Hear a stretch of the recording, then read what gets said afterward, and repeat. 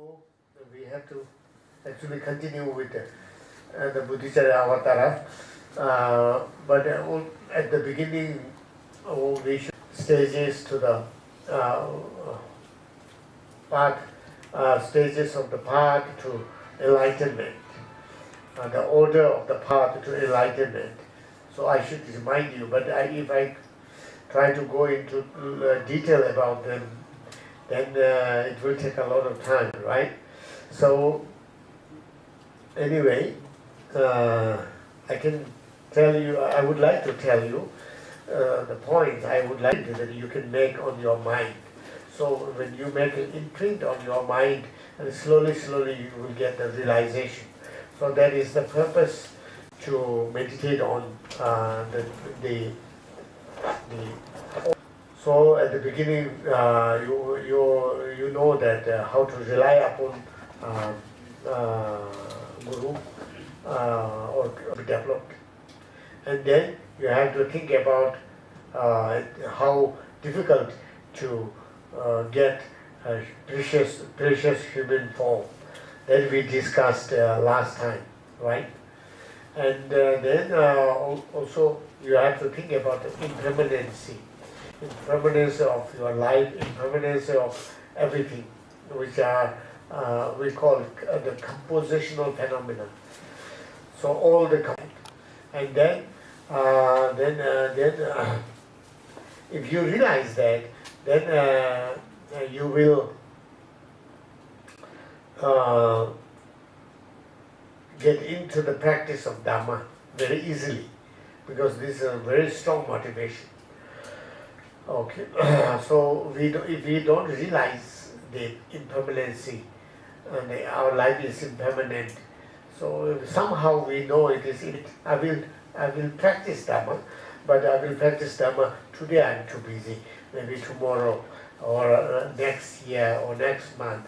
So that goes on, and then the end of the time will come to us. Then there's a big problem. Today I just received a WhatsApp message, a newspaper cutting. I was successful, but now I realize that I didn't enjoy anything, So you make some money, and then you should do whatever you want to do in your life. If you keep on trying to make money, and you dedicate totally your life for this purpose, then you cannot enjoy. He may not know about Dhamma practice, of course, but still he thought he made a mistake. So he realized that, but it was too late for him, so he couldn't do anything. Even a person who is not dharmic also felt in that way, the impermanency.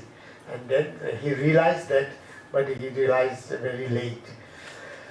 So we must realize right now, and then it will help us to practice Dhamma. So impermanence is emphasized very strongly in Lamrim at the beginning. And then also you should think about reincarnation, because if there's no, as I told you the last time, if you don't believe in reincarnation, then there's no point to practice Dhamma. Why we should practice Dhamma? There's no point. So we should think about rebirth and reincarnation, right? And then we must, for that we must develop a faith in the karmic system, the causality, cause and effect system. So when you see, so therefore we have to cultivate strong faith in cause and effect system. That is very important for Dhamma practice also. And then renunciation. So renunciation, because we must renounce the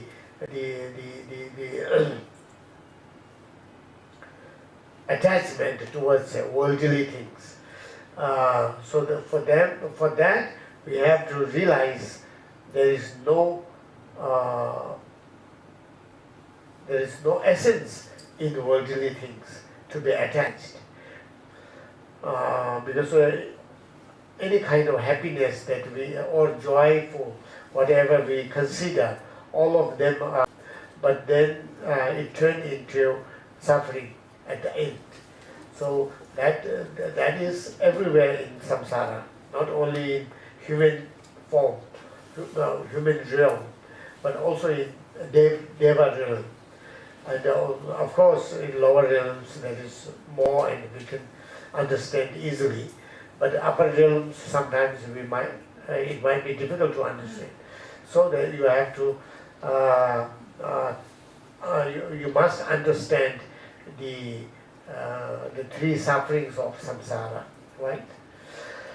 And then you will, after renunciation, then or taking refuge in three jewels, that is very important. Then who can help you? Then we must take refuge in three jewels. Only three jewels can help us to get rid of all these kinds of sufferings. Nobody else, nothing else can help you. No machines, no superpower, no. There's nothing that can help us except these three jewels. There's nothing that can help us to get rid of all these sufferings of samsara. Now, bodhicitta, if you can get out of samsara, but that is not enough, because only you get out of samsara, but all sentient beings, they are suffering. So all sentient beings also, they have right to get rid of all kinds of suffering. And so you should develop compassion, the great compassion. That is great compassion, that is wishing all sentient beings to be liberated from samsara. That is called great compassion. If you think him or her to be free from that suffering, that is also compassion, but that is not great compassion. The great compassion, the object of great compassion is all sentient beings. You take all sentient beings as an object, and then you wish all of them to be free, to be freed from suffering. That is called great compassion. So you should develop that feeling. And then loving kindness.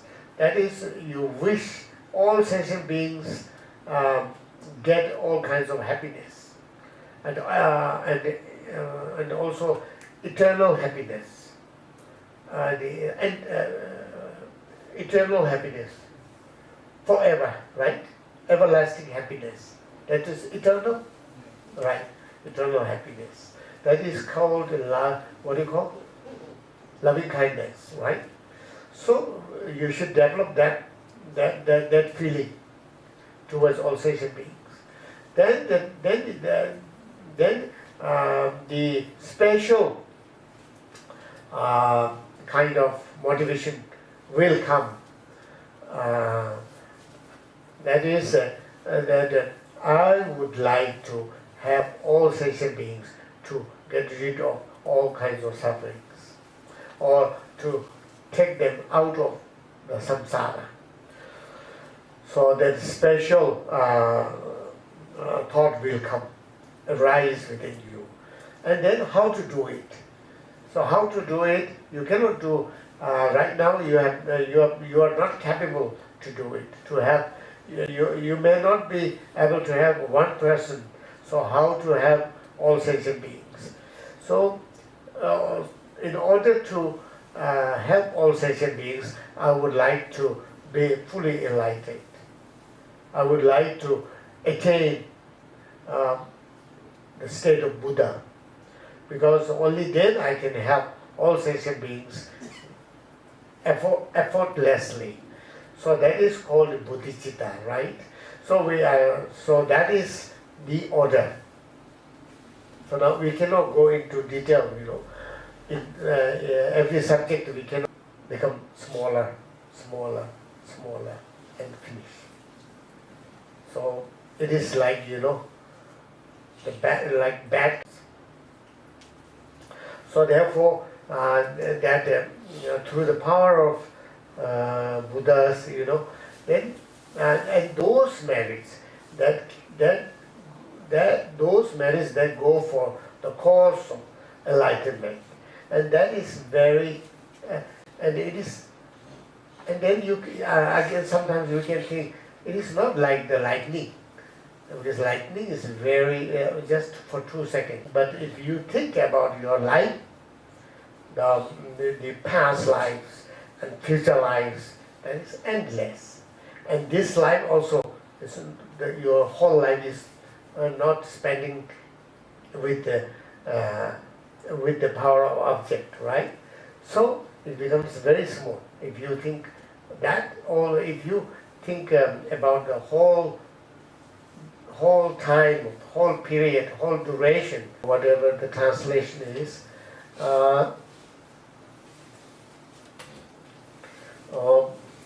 the mind of the world might for a moment turn to acts of merit. Momentum. It's a momentary. It's a momentary. Very little, right? So then he says that they give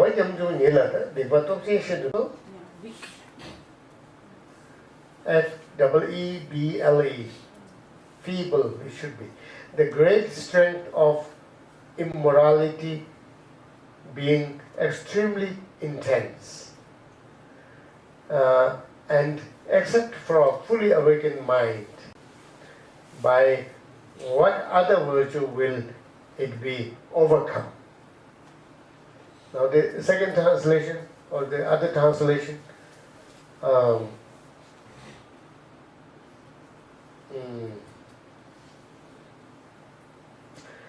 this be terrible. What other good could conquer that? Were there not the perfect awakening mind? Oh, that is the translation. You understand? You understand? Now I will try my translation, okay? Yeah. So that is, anyway, I read it anyway. So he says, therefore, you can see how how our virtuous actions are weak, very small, very little. You can see now. The whole, I told you, the countless previous life. During the countless previous life, we have been committing sins. We have been committing non-virtuous actions. In this life also, that we can, since we believe in a previous life and next life, then we can see that in this life you count how many non-virtuous actions you have committed and how many virtuous actions you have committed. You can count right from wake up, and then what you think. You think about your work, and then there's something wrong, and then there's somebody try to influence you, somebody try to harm you. There are so many things, and you think always about them, how to defend yourself, how to revenge these things, revenge these things, how to take revenge. And then how to, it is difficult in Singapore to practice physical, fighting actions, that is because of strict law. But then vocal actions also, I don't know, I have no idea. Difficult or not so difficult, I don't know. But maybe harsh words, it is difficult. Maybe you don't use that much because you are scared of law. They might sue you or whatever. But then you can use in other way, different ways. You can use, it might sound nice, but it hurts. You can still hurt the other people's mind, other people's heart. We can use in that way. So that is also harsh word. And then thinking always. So now virtuous actions we can count right from the time you woke up and how many were. So our virtuous actions are very, very weak. And then on top of that, some virtuous actions that we might have done, those are not complete and not so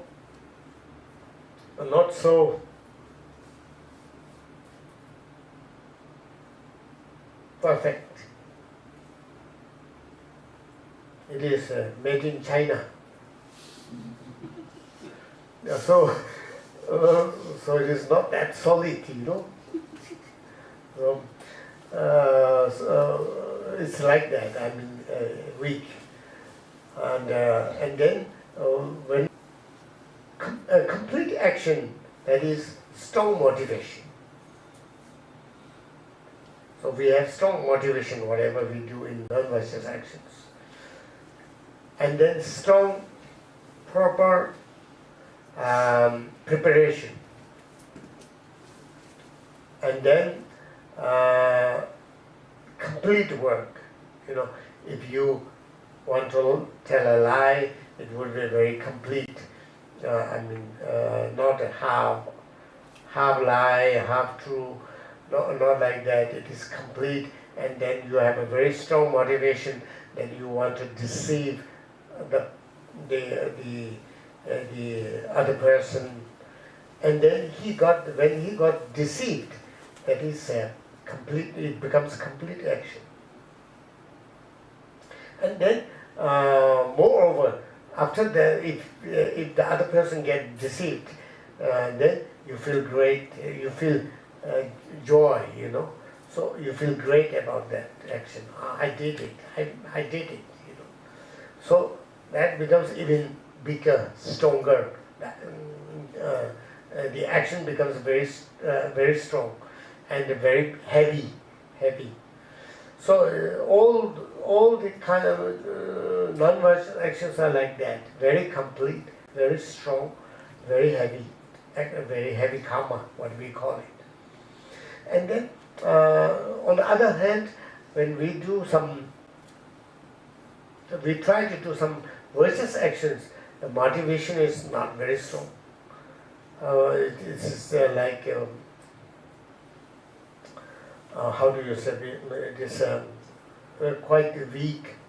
And then the preparation and the actual practice has also, like we say some prayers, but we say some prayers. At the beginning, I don't know about you, but in our society it's almost like that. We recite a lot of sutras and so forth. But then at the beginning, maybe we are quite mindful in the prayer. But then slowly, then you get that thing, that some kind of substance they prepare, and then the Nagarjuna has that 1,000 grams of silver can be turned into gold.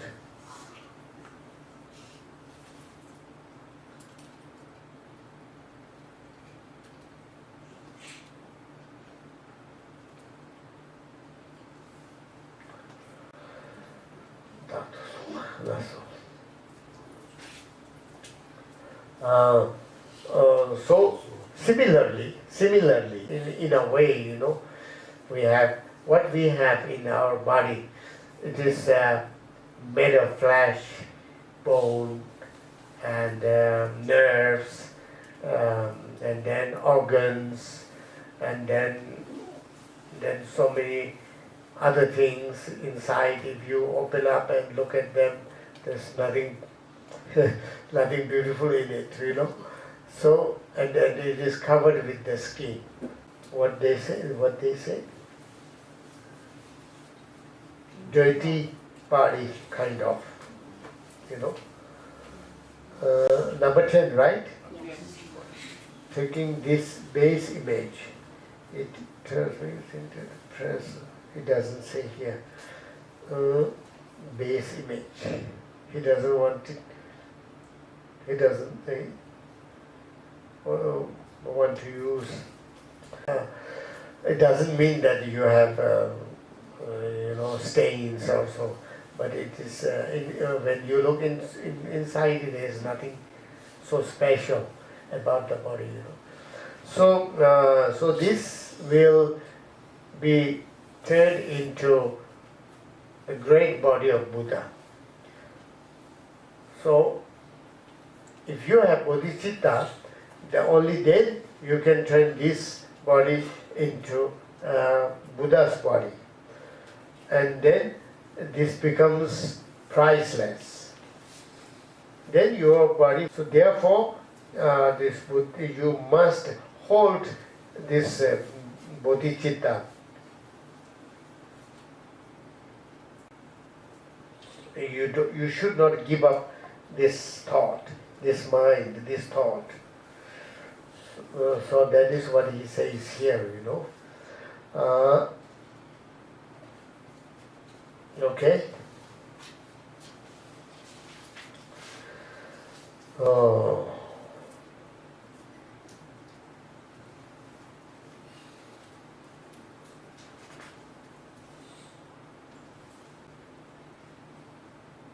Yes. Since the limitless mind of the soul guide of the world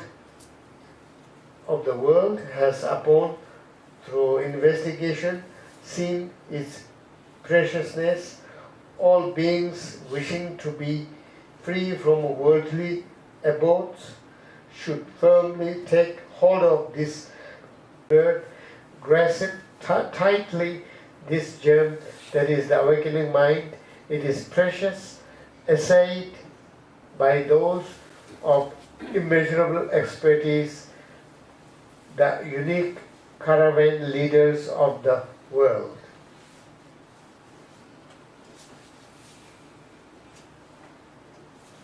Understand?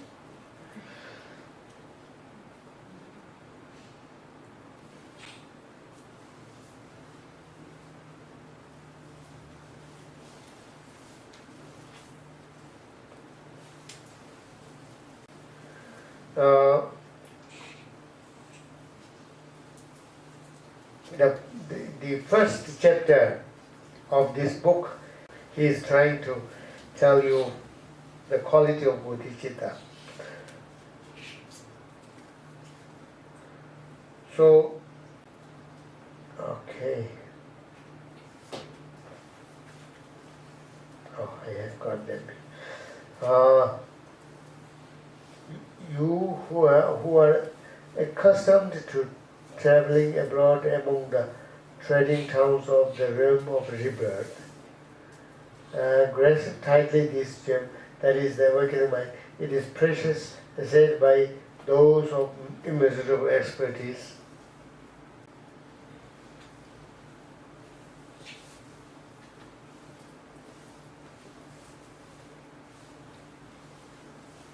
And I don't understand this. Anyway, the Dove Tebe Chibu Seme Le Labori also Tama Rinchebe, Dovene that have developed Rinjesimle, Rinje Chansusamle, temple souls. So the only leader of the being, sentient beings, that is Buddha. Okay? And then it's an immeasurable mind. That means it pervades an omniscient mind when he analyzed. And then what he found is that the bodhicitta is the most precious phenomenon.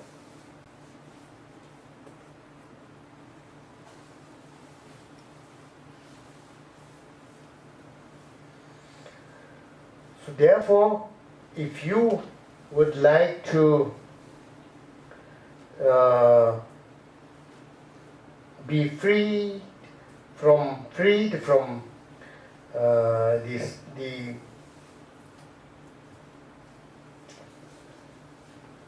samsaric citta properly.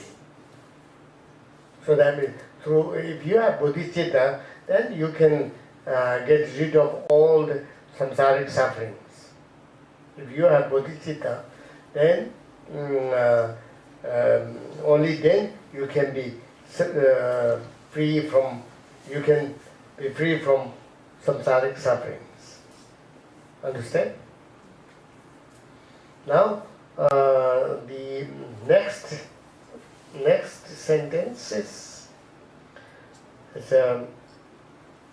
number 12. Number 12. All other virtues are like plantain trees, for after bearing fruit they simply perish. Yet the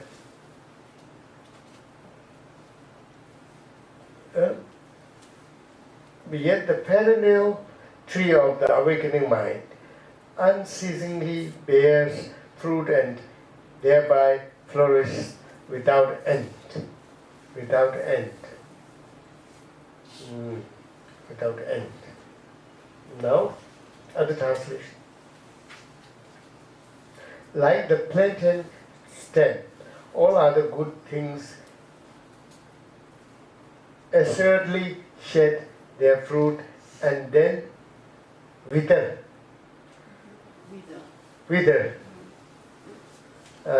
Whereas the awakening mind is a tree that constantly fruits. It does not wither, but continues to produce.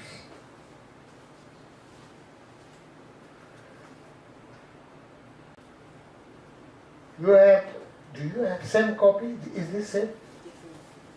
Different. Different? And everybody has different, okay. Sumati different. Okay.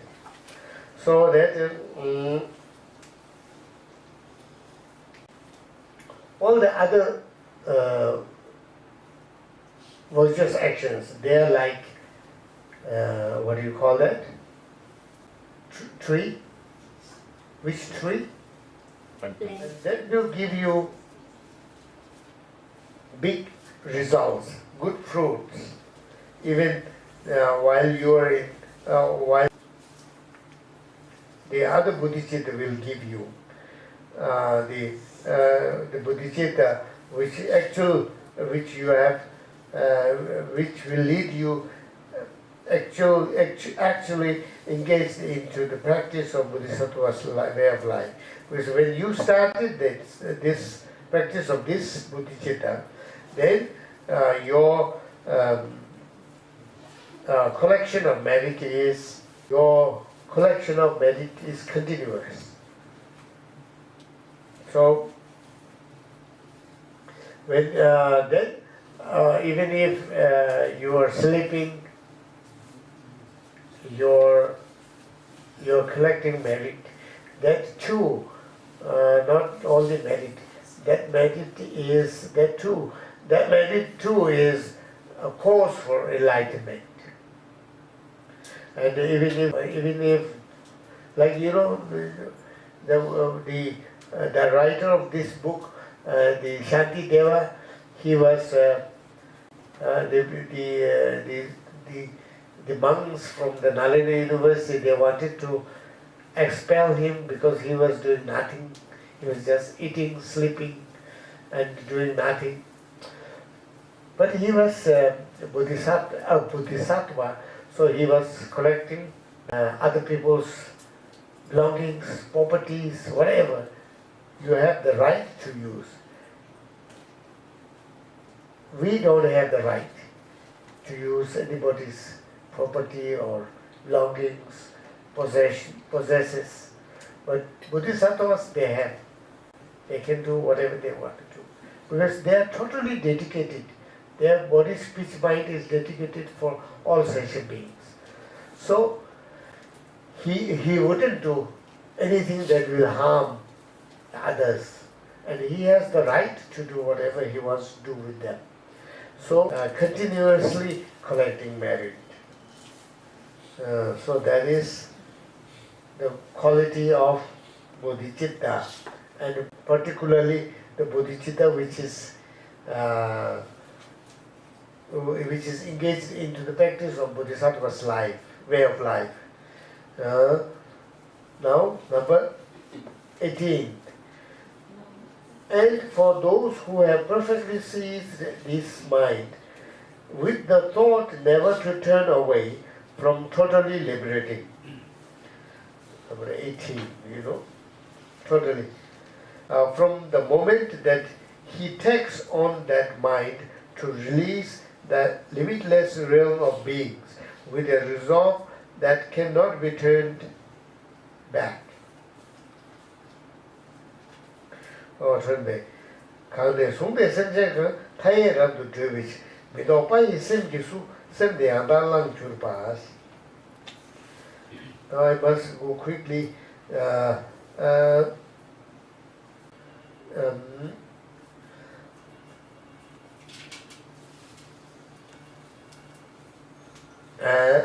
Number 18 already read, right? Yes.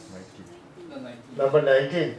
The infinite forms of life from that time hence, even while asleep or unconcerned, a force of merit equal to the sky will perpetually ensue.